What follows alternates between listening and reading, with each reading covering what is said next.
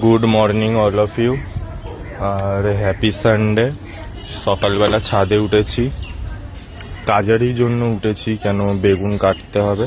তো বেগুন দিয়ে আজকের একটা রেসিপি হবে, তো ওই বেগুন কাটতেই উঠেছি। এই 3টে বেগুনই কেটে নেবো ভেবেছিলাম, ওটা কাটবো না, এলাম না থাক কেটেই নি, কেন রেখে তো লাভ নেই। তো বেগুনগুলোর কি অবস্থা আমি তো জানি না, এখন কাটবো একটা একটা করে, দেখি কি অবস্থা এখন।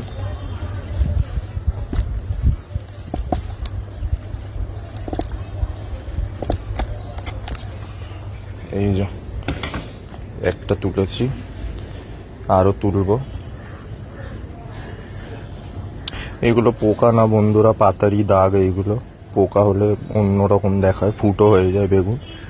এই একটা তুললাম, আর একটা কাটবো, দেখি।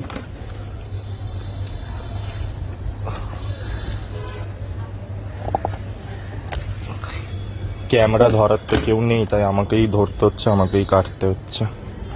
এই দুটো তুললাম, আর ওইদিকে ওইটাও কেটে নেবো, কেন ওটা রাখবো না আমি।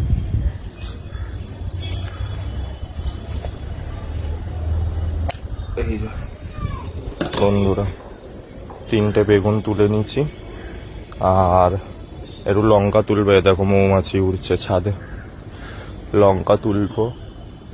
দেখি লঙ্কা কটা পাওয়া যায়, অনেক হয়েছে তো লঙ্কা। কি রেসিপি করবে তো জানি না বেগুন দিয়ে। বেগুন তুলতে বলেছিল আমাকে ওই দিনই বলেছিল, তা আমি মানা করলাম এই জন্যে, যেহেতু আমি ভাবলাম ভিডিও বানাবো, কেন গাছের প্রথম বেগুন, ভিডিও না বানিয়ে তুললে ভালোও লাগে না। তো এই দেখো এখন আমি লঙ্কাগুলো তুলছি অল্প অল্প করে। বৃষ্টিও আসছে, আকাশের অবস্থা ভালো না, প্রচন্ড মশা ছাদে। দুপুরের দিকে ধোবো ছাদ, এখন বৃষ্টি পড়বে, এখন ধুতে পারবো না, মানে বৃষ্টিতে ভিজলেই এখন জ্বর আসবে আবার। দেখো লঙ্কা, দেখো ঝাঁকে ঝাঁকে লঙ্কা হয়ে আছে। ওই গাছ থেকেও লঙ্কা তুলবো বন্ধুরা। এই যে একটু যত্ন নিতে হয়, সত্যি কথা বলতে যত্ন নিলেই সব হবে। যত্ন যদি না নাও কিছুই হবে না, গাছ খালি লাগালেই হয় না, গাছের যত্নও নিতে হয়।